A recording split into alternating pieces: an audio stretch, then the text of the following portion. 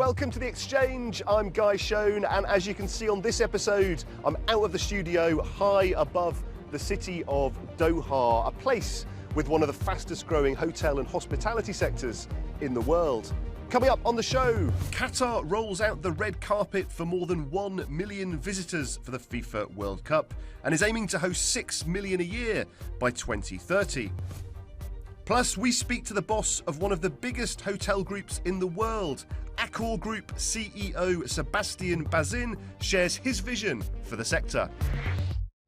The hospitality sector here in Qatar has seen huge growth in recent years. The $220 billion spent on infrastructure since the successful World Cup bid of 2010 has helped create a massive boost for the sector.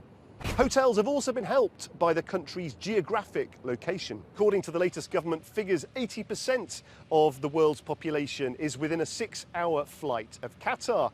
It bodes well for the future as Qatar is hoping to welcome 6 million visitors a year by 2030 to attractions like here in the city of Lusail. Over 150 new hotels have been built for the FIFA World Cup, and all these offerings are expecting to be welcoming tourists for years to come. Well, one of those new hotels is the Pullman Doha West Bay here behind me, owned by the French multinational group Accor. It opened in August with 460 rooms and suites ready to welcome guests. Well, the hospitality industry has seen a strong rebound of demand back to pre-pandemic levels, and Accor is keen to capitalise on that. Well, I caught up with their group CEO, Sebastian Bazin, and asked him how he plans to do that. Accor is opening 1 hotel per day on this planet, and I want to continue to do so. So expand and control density market share. Accor is the largest hotel company aside from America and China. And I want Accor to remain the number 1 outside of China and America. So it's a bit between being disciplined, caretaking for the person working for Accor, make sure you have the right brands, and make sure you're going to be preparing yourself for maybe some difficult time. Going for growth while adapting to challenges and changing trends, that was the CEO of Accor Group. Well, another hotel in Qatar welcoming some very important guests this month is the Ritz-Carlton Doha. The luxury hotel and its 374 rooms and suites have been welcoming people to the country for over 20 years. But what does it take to run such a prestigious hotel? Our reporter Laila Hamira finds out. We've been given special access to see what it's like inside an award-winning luxurious hotel and find out what it takes to make VIPs feel at home. Let's go take a look.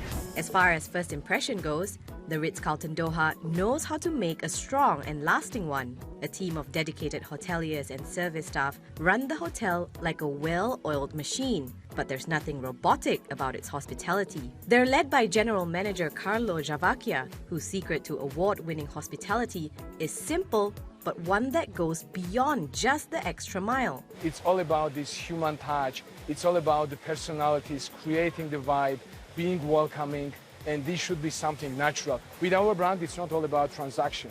We look into creating the real relationship where the guests can feel that they have someone from the moment they check in until the moment they check out. There is always someone that they can raise their concerns, they can ask for assistance, and they feel comfortable. The COVID-19 pandemic shed more than $130 billion of revenues from the global hospitality sector.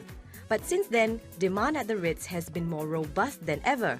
And beyond the FIFA World Cup, Carlo and his team are anticipating even busier days. We are very optimistic for all the upcoming events that we will be hosting as a country, and definitely our hotel is one of the main preferred hotels. So, after a tricky time right across the sector, whether it's a tropical-themed swimming pool, a relaxing spa, or just a warm welcome, hotel bosses all over the world know that the business and the art of making people happy has never been more important. When Qatar won the World Cup bid in 2010, most of where I'm standing here in the city of Lusail wasn't yet built. Now it's home to luxury hotels, a 1 million square metre shopping mall, the Formula One racetrack, and the stadium that will host the World Cup final. I spoke to Dr. Jeremias Kettner, Senior Advisor at Instrat, a Qatar-based independent research and advisory platform. And I asked him about the tourism sector and what it will look like in years to come. Here's what he had to say. Yeah, we should not forget that the World Cup is only one point in the long history of Qatar as a hub for sports mega events, all kinds of cultural activities, all making it an attractive tourist destination today. The development of Qatar follows its strategy to position itself as a cultural hub and tourist destination. Due to the Economic Intelligence Unit, Qatar's economy will grow by 5.5% in 2022. That's remarkable with dwindling numbers elsewhere in the world. A German newspaper just recently wrote on the occasion of the visit of our Chancellor Scholz to Doha, whoever ignores Qatar will lose. And I think they might be right with their analysis. Dr. Kettner there with a pretty rosy economic forecast. Now it's time for our regular feature, Business in 60 Seconds. Start the clock. Eurostat releases its consumer confidence data for the month of November. High energy prices have driven inflation in Europe to double digits. That's been causing a decline in consumer confidence as more households become increasingly concerned about their financial situations over the winter months and into the new year. The energy crunch across Europe is impacting Germany's economic activity. The country reports its final GDP figures for the third quarter. Germany lowered its growth forecast for the year to 1.5% from 2.7% and is anticipating a contraction in the economy from next year. And Target releases its third quarter results. The US retail giant has been clearing excess inventory in the lead up to the holiday season. That's caused a decline in its profit, but Target is maintaining its outlook for the rest of the year, hoping the busy festive season will be reflected in its figures.